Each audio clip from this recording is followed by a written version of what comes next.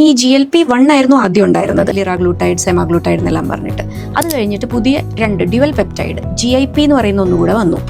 അതാണ് ഈ മോഞ്ചാരോ അല്ലെങ്കിൽ ടെർസെപെറ്റൈഡ് എന്ന് പറയുന്നത്. അപ്പോൾ GIPയും കൂടെ വന്നപ്പോൾ എന്താണെന്ന് വെച്ചാൽ നമ്മുടെ കൊഴുപ്പ് സെൽസ് ഇല്ലേ, അഡിപ്പോസൈറ്റ് എന്ന് പറയും, അതിലും കൂടെ ആക്ഷനായി.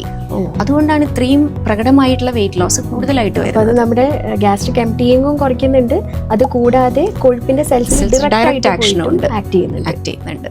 അപ്പൊ ഇതിന് മുന്നേ ഉണ്ടായിരുന്ന മോളിക്യൂളാണ് നമ്മൾ എല്ലാവരും കേട്ട് കേൾവിയുള്ള ഒസെംപിക് എന്ന് പറയുന്ന സാധനം അല്ലേ? ഒസെംപിക് എന്ന് പറഞ്ഞാൽ GLP-1 അനലോഗ് മാത്രമാണ്. ഒസെംപിക്, വിഗോവി 2 പേരുകളിൽ ഇത് വരുന്നുണ്ട്. അതുപോലെ അതിന്റെ ഗുളികകളും ഉണ്ട്, സെമാഗ്ലൂട്ടൈഡിന്റെ. അതിന്റെ ഇഞ്ചക്ഷനും ഉണ്ട്, ഗുളികയുണ്ട്. ഇനി GLP പ്ലസ് GIP ആണ് ഈ ടെർസെപെറ്റൈഡ് അഥവാ മൊഞ്ചാരോ എന്നുള്ള പേരിൽ വന്നിരിക്കുന്നത്. അതാണ് ഇപ്പൊ ഭയങ്കര ഹിറ്റ് ആയിട്ട് നിൽക്കുന്നത്. അത് 2 പെപ്റ്റൈഡിന്റെ ആക്ഷൻ ഉള്ളത് കൊണ്ട് തന്നെ അതിന് വെയിറ്റ് ലോസ് കുറച്ച് കൂടുതലാണ്, കുറച്ചുകൂടെ ഫാസ്റ്റർ ആയിട്ട് കിട്ടുകയും ചെയ്യുന്നുണ്ട്. കാലങ്ങളായിട്ടുള്ളത് തന്നെയാണ്. ഇനി ഭാവിയിൽ ഇതിന്റെ ട്രിപ്പിൾ മോളിക്യൂൾ വരും. അതുപോലെ മേ ബി ആഴ്ചയിൽ ഒരിക്കൽ എന്നുള്ളത് ചിലപ്പോൾ മാസത്തിൽ ഒരിക്കലാവും. അതെല്ലാം റിസർച്ചിലാണ്.